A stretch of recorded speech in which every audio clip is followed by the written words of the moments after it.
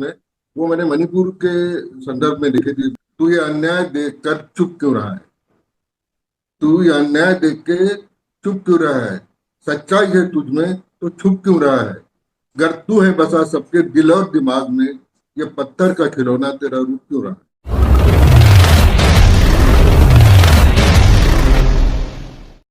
तो नमस्कार। समय के माथे पर लिख दो एक बार, निर्बल पर होगा गर अत्याचार। कलम उठाओ, करो प्रहार, प्रतिकार प्रतिकार, बस प्रतिकार। जी हाँ, ये बात है। ये लिखी हुई जो तथ्य है, ये हमारे रचनाकार। तो हाँ। बहुत बहुत स्वागत है खापर्डे जी आपका एसजीएसएस पब्लिकेशंस हम्म। के इस इंटरव्यू में। आपकी किताब जो है वो प्रतिकार, जो कि एक काव्य संग्रह है, और इसमें आपने विभिन्न मुद्दों को उठाया है। तो सबसे पहले तो मैं ये जानना चाहूंगा कि ये जो आपने किताब लिखने की शुरुआत की, या फिर इसके संदर्भ में जब आपने सोचना प्रारंभ किया, तो उस समय आपके आसपास क्या वातावरण था? क्या सोचकर आपने लिखा कि मैं एक ऐसी किताब लिखूंगा जिसका नाम प्रतिकार होगा और एक काव्य संग्रह होगा पूरा का पूरा? नहीं, ऐसा नहीं है हमने जी, क्या है, इसके पहले भी मेरी दो किताबें प्रकाशित हो चुकी है। तो इस किताब को लिखने का मेरा ऐसा कोई अलग से कुछ ये नहीं था। जी मेरे एक मित्र है, हेमंत बावनकर करके, उनके एक ई अभिव्यक्ति डॉट कॉम करके उनकी एक लिंक है, इस पे वो उसके संपादक है। तो वहाँ हर मेरा एक स्तंभ चलता है उसमें, क्या बात है श्याम जी। तो हर सोमवार को मेरी एक कविता जो है वो वहाँ प्रकाशित होती है। जी तो इन सारी कविताओं का संकलन ये प्रतिकार है। वो उसमें जो प्रकाशित हुई है कविता है, उन सबका संकलन जो है वो ये, उन्होंने ही इनका नाम आपके जो पब्लिकेशन है, इनका नाम बताया। वो मेरे अच्छे मित्र है, वो भी स्टेट बैंक में मेरे साथ ही थे। मैं भी स्टेट बैंक में मैनेजर था, वो भी थे। तो हमारी दोस्ती है। मैं जब यहाँ मुंबई आया तो मैंने उनसे फोन किया, वो पुणे में रहते हैं। तो उन्होंने बताया कि सर ये पब्लिकेशन से आप बात कर लीजिए और फिर आपका काम हो जाएगा। मैं इसको अपने साथ में लेके आया था पूरा मटेरियल। तो मैंने उनसे बात करके फिर आपसे बात किया, और फिर मैं बना के रखा था कि मेरे को इतनी कविताएं ही इस बुक में पब्लिश करनी है। तो मैंने छाट के उनको अलग से करके रखा था और वो किया। मुझे अलग से ऐसा कुछ सोचा नहीं। प्रतिकार जैसे आपने कहा, मैं मान के चलता हूँ कि लोग पूछेंगे कि प्रतिकार ही क्यों लिखा है, और भी कई नाम हो सकते थे। जी प्रतिकार का मेरा मतलब है कि आपको, जब आप जो आंखों से देखते हैं, प्रतिकार का मतलब होता है बदला, जी। उपाय, या जो भी तकलीफ है उसके ऊपर में आपका क्या कहना है, या कैसे आप उसको रोक सकते हैं, कोई भी तो उपाय। मैंने प्रतिकार जो कविता एक लिखी है इसमें, वो मैंने मणिपुर के संदर्भ में लिखी थी। मैं महिला को जो निर्वस्त्र घुमाते हुए मैंने देखा था, तो मेरे को बहुत पीड़ा हुई, बहुत मेरे मन में आक्रोश आया। और मैंने वो प्रतिकार कविता लिखी थी, वो मेरी बड़ी पॉपुलर कविता रही। वो अपने सोशल मीडिया पे बड़ी लोगों ने जी, पसंद की उस कविता को। कुछ चंद लाइनें यहाँ तो भी हो जाए उसकी। हाँ, वो ऐसा है कि प्रतिकार का जो है,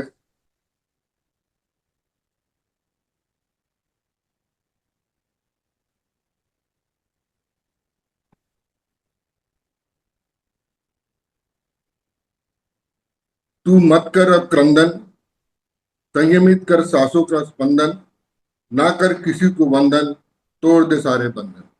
क्या बात आंसुओं से सैलाब ला, धरती पर वेग से बहा, डुबो दे सारे जग को, तूने हर पर कितना है सहा। है! वाह! तूने देखा वो सपना नहीं है, सफाई है कोरी, सच्चाई है कोरी कल्पना नहीं है। इस वहसी खूंखार भीड़ में तेरा कोई अपना नहीं। अपना नहीं है, क्या बात! ये तेरे नंगे जिस्म की नुमाइश है, तेरी भी इसी कोख से पैदाइश है। कलंकित कर दिया है मानवता को, क्योंकि तू इस भीड़ की फरमाइश है। लोग लाज सबने त्याग दिए हैं, सबने मिलकर मजे लिए हैं। एक बेबस लाचार निर्बस स्त्री के भीड़ ने क्या क्या हाल किए। अब तू चल उठ, ये मेरी प्रतिक्रिया है कि अब तू चल उठ, बन जा दुर्गा और उठा हथियार। अब तू चल उठ, बन जा दुर्गा और उठा हथियार, तीक्ष्ण कर दे उसकी धार। अब जब भी हो तेरी अस्मत पर वार, कर इन वैश्यों के पुरुषार्थ पर वार। यहाँ सदियों से ताकतवर का कमजोर पर अत्याचार है। यहाँ सदियों से ताकतवर का कमजोर पर अत्याचार है। प्रशासन मौन और लाचार है। कब तक सहोगे जुल्म और अन्याय? इसको उपाय, इसका उपाय खुलकर बस प्रतिकार है। प्रतिकार है, प्रतिकार। प्रतिकार। क्या बात है, बहुत सुंदर पंक्तियां, बहुत सुंदर छंद आपने लिखे हैं। और आजकल तो जैसे कि मुक्त छंद की जब से प्रक्रिया चली है, उसके बाद से छंदबद्ध कविताएं बहुत कम हो गई, और फिर जब छंदबद्ध कविताएं सुनने को मिलती हैं तो बहुत खुशी होती है, बहुत आत्मीयता मिलती है। तो आपने जी जी। कविताएं लिखना कब से प्रारंभ करी थी? ये मैं जब कॉलेज में पढ़ता था तब कभी कभार वहाँ पे कविताएं, जब कॉलेज में मासिक वगैरह होते थे, क्या हमारे जमाने में हम जब स्कूल में पढ़े तब तक तो हमने पेपर भी नहीं देखा। हम जी। एक छोटे से गांव से स्कूल में पढ़ते थे, तो मैं 10th तक तो हमने कभी न्यूज पेपर भी नहीं देखा। जब हम कॉलेज पढ़ने के लिए नागपुर आए तब हमने न्यूज पेपर देखा। और तो कॉलेज में ऐसे ही पढ़ते पढ़ते हमको भी किताबें पढ़ने का, ये न्यूज पेपर पढ़ने का वहाँ अवसर मिला। लाइब्रेरी में किताबें देखी, तो धीरे धीरे एक मन में इच्छा हुई कि अपन भी कुछ लिख सकते हैं। कविता पढ़ते पढ़ते ऐसे ही लिखने की कोशिश की और लिखी। सबसे पहले ये कविता मैंने लिखी थी जो लोगों को बड़ी पसंद आई। वो बड़ा, ये 4 पंक्तियां है कि हमने ईश्वर से ये जी। कंप्लेन की है कि तू ये अन्याय देख कर चुप क्यों रहा है। तू ये अन्याय देख के चुप क्यों रहा है। सच्चाई है तुझ में तो छुप क्यों रहा है। गर तू है बसा सबके दिल और दिमाग में, ये पत्थर का खिलौना तेरा रूप क्यों रहा है। क्या बात है, क्या बात है, ये बहुत सुंदर। उस जमाने में मैं लिखी थी। उसके बाद में फिर हम बैंक की नौकरी में आए, कंप्लीट एजुकेशन के बाद में। और बैंक की नौकरी में हम बहुत घूमे। हमने बस्तर का नाम, आपने नाम सुना ही होगा छत्तीसगढ़ में। जी मैं जी, बस छत्तीसगढ़ रायपुर में रहने वाला हूँ। तो जी। मैं बस्तर में 9 साल रहा।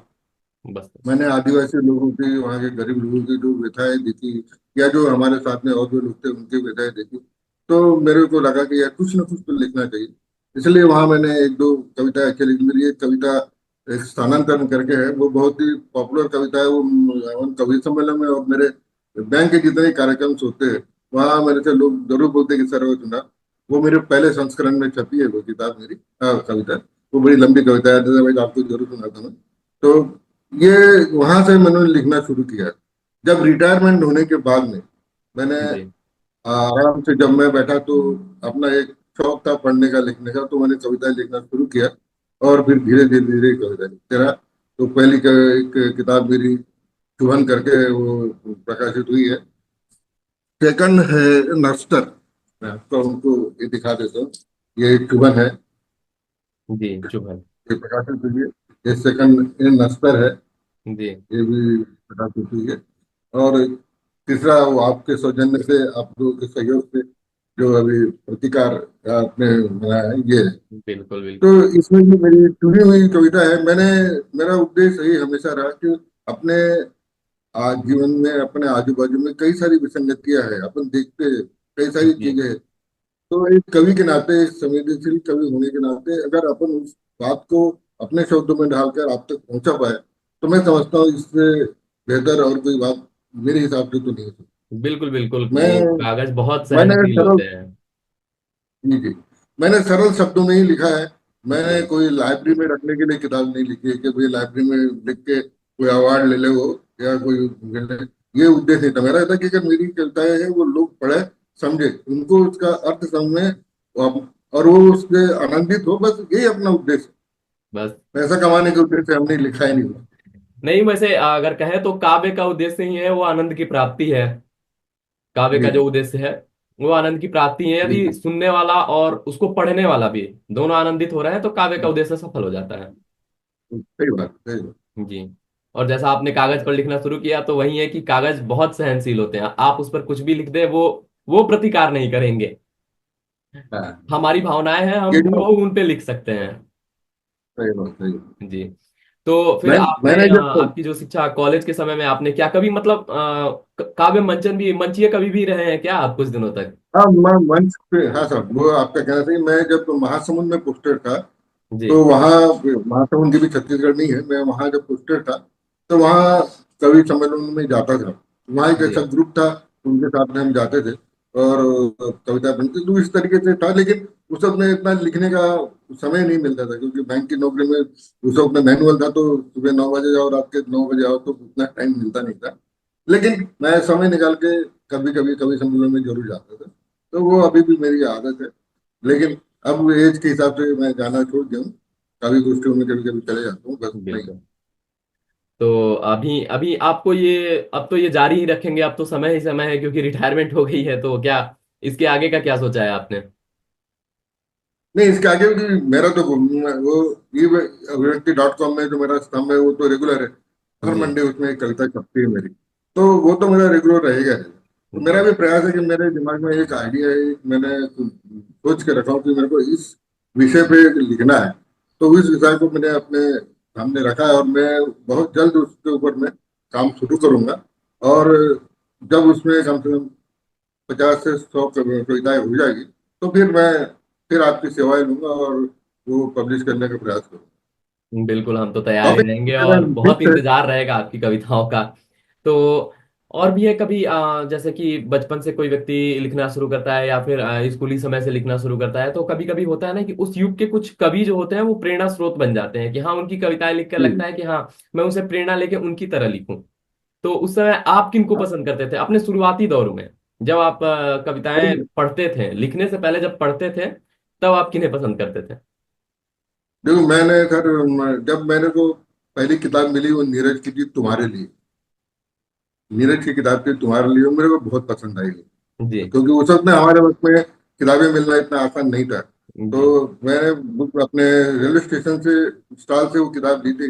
वो बड़ी मेरे को बड़ी अच्छी लगी। उनके जो छंद थे, उनके लिखने का स्टाइल था, उनके जो प्रेम के प्रति अभिव्यक्ति थी, बहुत अच्छा लगा। उस एक आदमी जब उस उम्र में होता है तो वो प्रेम की अभिव्यक्ति सभी को अच्छी लगती है। तो मुझे भी लगी कोई नई बात नहीं है, लेकिन उससे एक आकर्षण है कि हम भी इस तरह से लिख सकते हैं।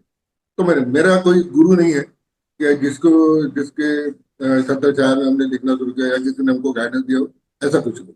मैंने अपने खुद के इससे लिखना शुरू किया, अपने खुद के संतुष्टि के लिए लिखना शुरू किया।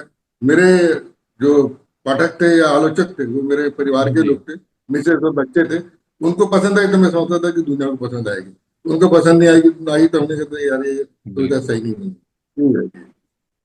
तो ऐसा भी होता है कि जब आप कविताएं लिखते हैं तो आप भी सोचते होंगे कि हाँ अब साहित्यकारों को इस हिसाब से लिखना चाहिए, तो उस मामले में आपकी सोच क्या है कि हाँ आप मतलब अगर आपसे कोई प्रेरणा लेना चाहे अब, जैसे कि आपकी कविताएं बहुत लोगों को पसंद आई, फिर वो आपको प्रेरणा जी। लेके लिखना चाहे और कभी पूछे आपसे कि मैं कैसे कविता लिखना शुरू करूं, तो शुरुआती चरण क्या हो सकता है किसी एक लेखक के लिए?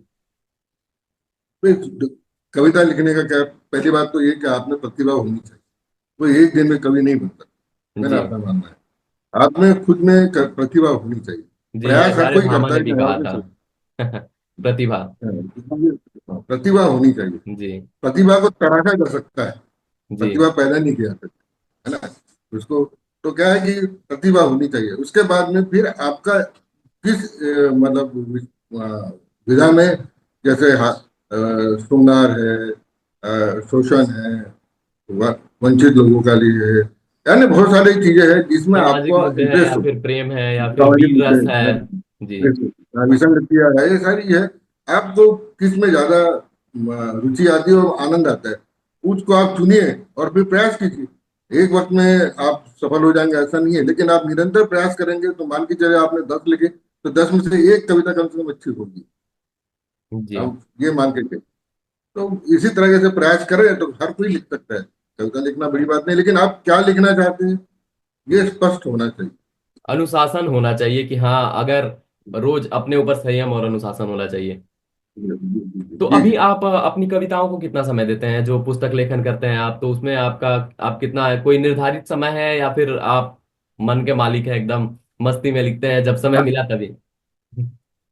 देखिए मैं कोई सोच समझ के या समय निकाल के नहीं निकालता। जब मेरा मूड होता है कि हाँ अब लिखना है, क्योंकि क्या मैंने देखा हूँ कि जब मैं कविता लिखने बैठूंगा तो मेरे से कविता नहीं बनती। जी मेरा दिन ऐसे निकल जाता है तो मैं नहीं। लेकिन इस वक्त में मेरे अंदर वो जागृति आती है कि नहीं अभी लिखना ही है। एक दो लाइन मेरे दिमाग में आती है तो वो कविता बन जाती है। मैं आपको एक इंटरेस्टिंग कहानी बता रहा हूँ कि जब कोविड था तब मैं कोविड से ग्रस्त था। मैं अपना होम आइसोलेशन में था। तो ये जो हेमंत बावनकर है जो अभी अभिमति के संपादक है वो मेरे अच्छे मित्र है। उन्होंने जी मेरे को, मैं बेड पर लेटा था, 14 15 दिन हो गए थे, उन्होंने फोन किया मुझको और पूछा कि कैसे हो। मैंने कहा "यार, ऐसा ऐसा है, मैं तो बेड पे हूँ इसमें कोविड में। वो बोले मैं भी हॉस्पिटल से निकला हूँ, अगर कैसे कर रहे हो? बोला कुछ नहीं यार, मैं सोच बेड में लेटे लेटे मेरे दिमाग में एक लाइन घूम रही है कि मौत भी आई थी, छू कर चली गई। जी। तो बोला ये लाइन मेरे दिमाग में घूम रही है।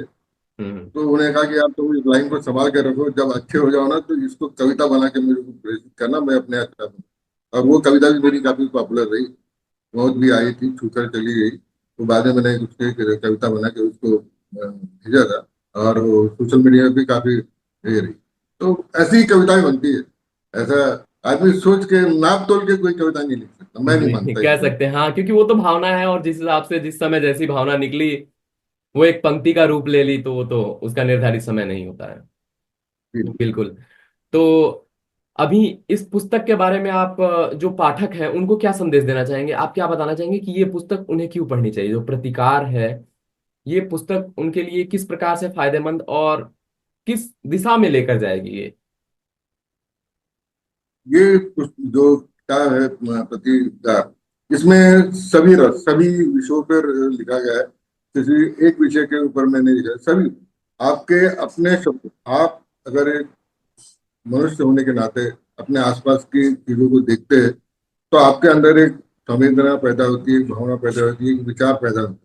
तो हर आदमी तो कवि नहीं है कि वो लिखेगा, हर आदमी जी। लेखक नहीं है कि कहानी लिखेगा।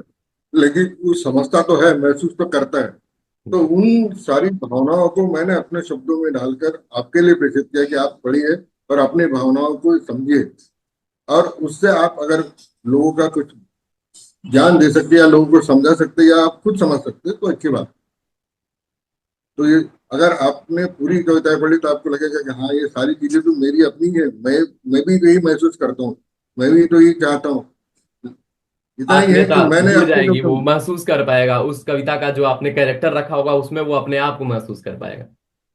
जी जी। जी तो यही है कि आपने जो कविताएं लिखी हैं उसके किरदार में पाठक स्वयं को पाएगा, और हाँ ऐसा वो बिल्कुल। महसूस कर पाएगा, अपनी परिस्थितियों के साथ वो जोड़ पाएगा अपने आप को। जी बिल्कुल। तो ये बहुत ही अच्छी पुस्तक है और आप सभी को अवश्य पढ़नी चाहिए। तो सर बस मैं एक चीज और, एक प्रश्न, अंतिम प्रश्न पूछना चाहूंगा कि आपने जो पुस्तक प्रकाशन के समय जो आपकी समय अवधि रही, तो उस दौरान आपका जो अनुभव एसजीएसएस पब्लिकेशंस के साथ कैसा रहा? तो वास्तव में आपसे कहूँ, इसके पहले जो मेरी दो किताबें प्रकाशित हुई है उसमें मैंने बहुत कठिनाइयां देखी थी। जी। लेकिन यहाँ आने के बाद जी। उनसे मैडम दिव्या त्रिवेदी जी से जैसे मेरी बात हुई, उसके जी। बाद में जब मैंने उनको ये भेजा तो इतने कम समय में और इतना अच्छा उनका व्यवहार रहा, इन्होंने इतना सपोर्ट किया और इतने कम समय अवधि में एक किताब पब्लिश कर दी। मेरे मित्रों को भी मैंने जब कल आपकी किताब का भेजा कि ये किताब मेरी पब्लिश हो गई है, तो उनको जी। यकीन नहीं हुआ यार इतने जल्दी कैसे हो गया। मैं अभी यहाँ 19 फरवरी को ही आया हूँ यहाँ पे मुंबई में। अभी फिलहाल मैं मुंबई में हूँ। तो वो उन्होंने कहा कि कैसे हो गया, तो मैं समझता हूँ कि इतना अच्छा जो आपका व्यवहार रहा, आप लोगों का सपोर्ट रहा और आपकी मदद और जो आप लोगों ने किया, वो वाकई में लाइफ में कभी नहीं भूल सकता। मेरे लिए ये बड़ा एक अच्छा है। और मैं हर किसी नए लेखक या कवि को यही कहता हूँ कि ऐसे ही पब्लिकेशन से अपनी कविताएं छपवाना चाहिए, अपनी किताब छपवाना चाहिए, ताकि आपस में जो व्यवहार है वो बना व्यवहार बने होगा। और लोगों तक वो बात पहुंचे। मैंने बड़े बड़े अपने पब्लिशर्स से भी बात की है, ऐसा नहीं है कि नहीं किया। लेकिन मैं कहीं भी संतुष्ट नहीं हूँ जितनी संतुष्टता आप लोगों के साथ बात करके हुई। मैं वाकई मन से मैडम का, आप लोगों का, आप उनकी टीम का हृदय से आभारी हूँ कि आपने इतने कम समय में इतना बढ़िया पब्लिश किया है किताब को और लोगों तक पहुंचाया है। वाकई आपके लिए बहुत बहुत धन्यवाद की बात है। अरे ये आपका बड़प्पन सर, और बाकी तो एसजीएसएस पब्लिकेशन हमेशा आपकी सेवा के लिए तत्पर है। और हम कामना करते हैं कि भविष्य में आपकी 3-4 पुस्तकें और आए और हम और उसे प्रकाशित करें, और पुनः उस पुस्तक के साक्षात्कार के लिए फिर मैं उपलब्ध रहूं, और फिर आपसे बातचीत करूं उस पुस्तक पर, और फिर आपसे जानकारी लूं आपके अगले संदर्भ में, आपके अगले संकलन में। तो बहुत जी बहुत धन्यवाद सर आपका, ये समय निकालने के लिए और हमारे साथ साक्षात्कार में जुड़ने के लिए। तो पुनः मैं आप सभी से यही कहूंगा कि बस एसजीएसएस पब्लिकेशंस के आप वेबसाइट पे भी जा सकते हैं, अमेजोन पे भी सर्च कर सकते हैं, वहां पे प्रतिकार सर्च करेंगे श्यामा सर के नाम से, आपको पुस्तक मिल जाएगी, खरीदिए, पढ़िए। और यदि संभव हो तो सर के पास एक जरूर समीक्षा जिसे बोलते हैं वो लिख कर भेजें, क्योंकि उससे एक ना लेखक को काफी संतुष्टि मिलती है, जी हाँ जी। काफी खुशी होती है जी हाँ समीक्षा जी। पाने पर। और आप सभी से यही आग्रह है, बाकी एसडीएसएस पब्लिकेशन से जुड़े रहिए। और जितने लेखक हैं वो तो कविताएं लिखना, अपनी जो भी रचनाएं हैं, सिर्फ कविताएं नहीं, उसमें आत्मकथा भी आता है, यात्रा संस्मरण आता है। अब तो लेखन की अनेक विधाएं प्रचलित हो गई है ना श्यामा सर? जी जी हाँ तो जी जो हाँ। भी लिखते हैं लिखिए। और जो पाठक है वो भी सोचिए कि अगला चरण आपका लेखक के रूप में होने वाला है। तो शुरुआत कर दीजिए, जैसा कि सर ने बताया कि कैसे लिखना चाहिए। सबसे पहले क्या चरण होना चाहिए? प्रतिभा सभी के अंदर होती है, बस उसे निखारने की आवश्यकता होती है। आपके अंदर जी यदि हाँ जी। प्रतिभा है, आप उसे निखारिए। और उसके बाद अपनी एक लक्ष्य को चुनिए कि आप किस माध्यम में लिखना चाहते हैं, किस विभाग में लिखना चाहते हैं, किस शाखा में लिखना चाहते हैं साहित्य के। फिर उस शाखा को चुनकर और उस शाखा पर अपनी मजबूत पकड़ बनाइए। और इस एसजीएसएस पब्लिकेशंस के साथ जुड़े रहिए। बहुत बहुत धन्यवाद सर, आपका समय सर। बहुत बहुत बहुत बहुत धन्यवाद हमसे जुड़ने आप के लोग लिए। आपका और आपकी टीम का और मैडम का बहुत बहुत हमारा हृदय से आभार। और भविष्य में भी आप हमको ऐसी सेवा देंगे, सेवा का मौका देंगे, यही हम चाहते बिल्कुल हैं। बिल्कुल। बहुत बहुत धन्यवाद, बहुत बहुत।